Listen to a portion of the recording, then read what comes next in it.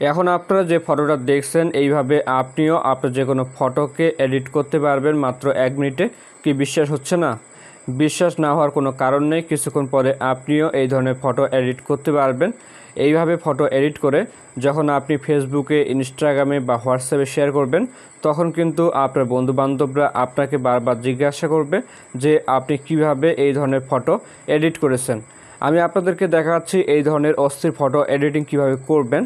সবার প্রথমে আমাদের ফোনে একটা অ্যাপ ডাউনলোড করতে লাগবে। অ্যাপটি ডাউনলোড করার জন্য প্লে স্টোর ওপেন করবেন। এরপর সার্চ অপশনে লিখবেন টন অ্যাপ। এটা লেখার পর সার্চ করবেন।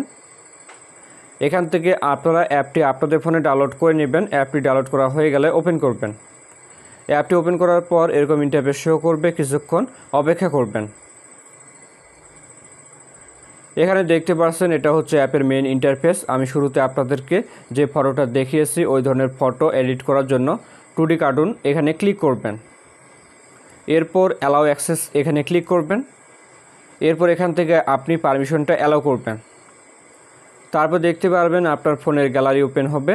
গ্যালারি থেকে আপনি যে ফটোটা এডিট করবেন ওই ফটোটা এখান থেকে সিলেক্ট করবেন। আমি এই ফটোটা সিলেক্ট করলাম। এরপর ফটোটা আপনি আপনার মতো করে ক্রপ করবেন। ক্রপ করা হয়ে গেলে ক্রিয়েট কার্টুন এখানে ক্লিক করবেন।